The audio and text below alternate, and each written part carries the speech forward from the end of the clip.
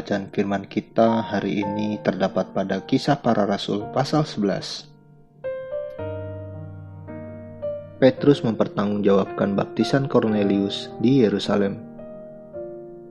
Rasul-rasul dan saudara-saudara di Yudea mendengar bahwa bangsa-bangsa lain juga menerima firman Allah.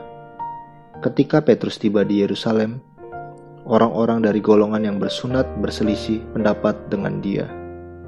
Kata mereka, "Engkau telah masuk ke rumah orang-orang yang tidak bersunat dan makan bersama-sama dengan mereka." Tetapi Petrus menjelaskan segala sesuatu berturut-turut. Katanya, "Aku sedang berdoa di kota Yope. Tiba-tiba rohku diliputi kuasa ilahi dan aku melihat suatu penglihatan. Suatu benda berbentuk kain lebar yang bergantung pada keempat sudutnya diturunkan dari langit sampai di depanku. Aku menatapnya dan di dalamnya aku lihat segala jenis binatang berkaki 4 dan binatang liar dan binatang menjalar dan burung-burung. Lalu aku mendengar suara berkata kepadaku, 'Bangunlah, hai Petrus, sembelihlah dan makanlah.' Tetapi aku berkata, 'Tidak Tuhan, tidak, sebab belum pernah sesuatu yang haram dan yang tidak tahir masuk ke dalam mulutku.' Akan tetapi, untuk kedua kalinya, suara dari sorga berkata kepadaku, 'Apa yang dinyatakan halal oleh Allah, tidak boleh engkau nyatakan haram.' Hal itu terjadi sampai 3 kali, lalu semuanya ditarik kembali ke langit. Dan seketika itu juga 3 orang berdiri di depan rumah, di mana kami menumpang. Mereka diutus kepadaku dari Kaisarea. Lalu kata Roh kepadaku, 'Pergi bersama mereka dengan tidak bimbang.' Dan ke-6 saudara ini menyertai aku.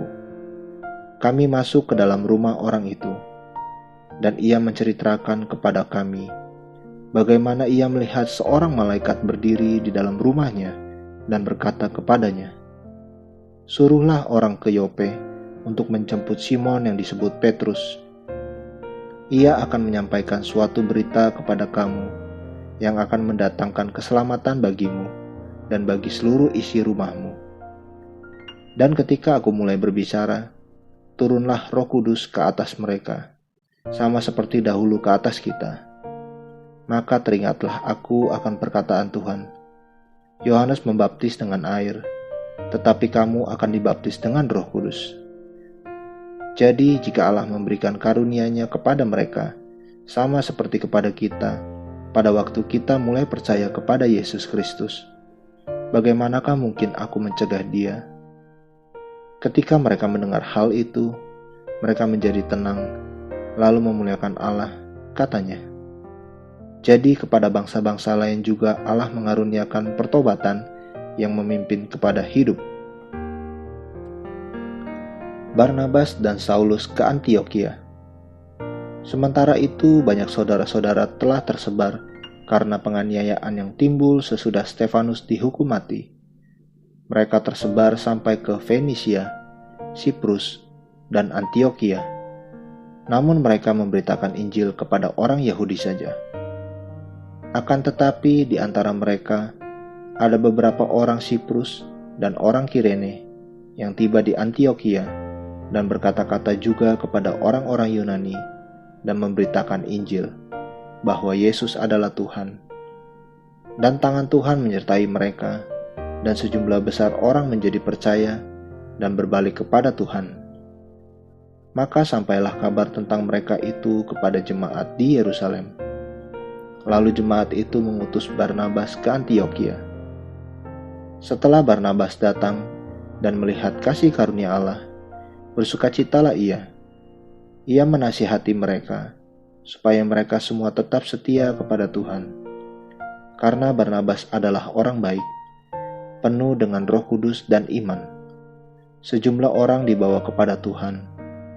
Lalu pergilah Barnabas ke Tarsus untuk mencari Saulus. Dan setelah bertemu dengan dia, ia membawanya ke Antiokhia. Mereka tinggal bersama-sama dengan jemaat itu 1 tahun lamanya, sambil mengajar banyak orang. Di Antiokhia lah murid-murid itu untuk pertama kalinya disebut Kristen. Pada waktu itu, datanglah beberapa nabi dari Yerusalem ke Antiokhia.